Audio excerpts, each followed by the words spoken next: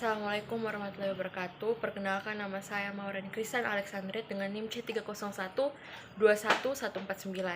Di kesempatan kali ini saya akan membahas mengenai perdagangan internasional. Oke, sebelum kita masuk lebih dalam mengenai perdagangan internasional, kita harus mengetahui apa sih perdagangan internasional itu. Perdagangan internasional merupakan perdagangan yang dilakukan antara penduduk suatu negara dengan penduduk negara lain.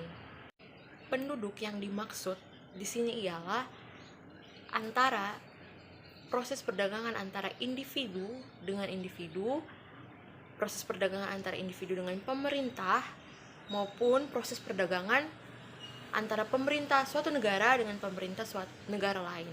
Nah, perdagangan internasional juga merupakan salah satu faktor untuk meningkatkan GDP dan PDB.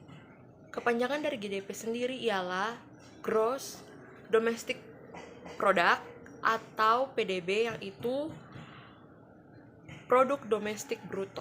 Oke, di perdagangan internasional juga memiliki faktor pendorong, yaitu yang pertama sumber daya alam, yang kedua penghematan biaya produksi, dan yang ketiga tingkat teknologi. Ada pula faktor pendorong lainnya. Yang pertama, untuk memenuhi barang atau jasa sesuai keinginan suatu negara tersebut. Yang kedua, untuk mencari keuntungan serta meningkatkan pendapatan suatu negara. Dan yang ketiga, adanya perbedaan pengetahuan teknologi di suatu negara. Oke, di dalam perdagangan internasional juga kita akan membahas tentang ekspor dan impor.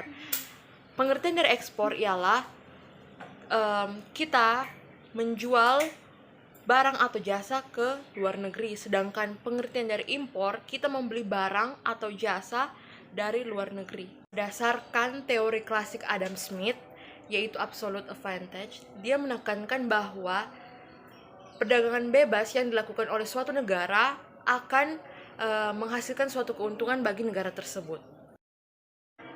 Nah, kita kan sudah mengetahui arti dari ekspor dan impor, terutama ekspor.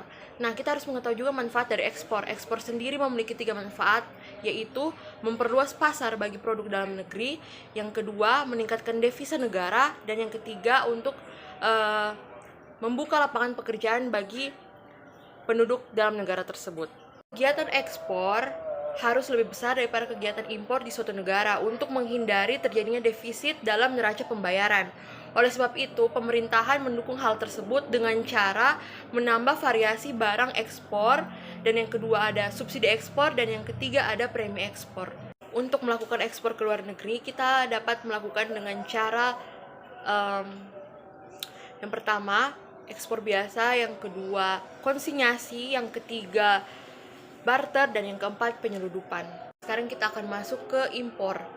Nah, kegiatan impor sangat dibutuhkan oleh suatu negara untuk memenuhi kebutuhannya, tetapi di satu sisi impor tersebut juga dapat merugikan industri dalam negeri.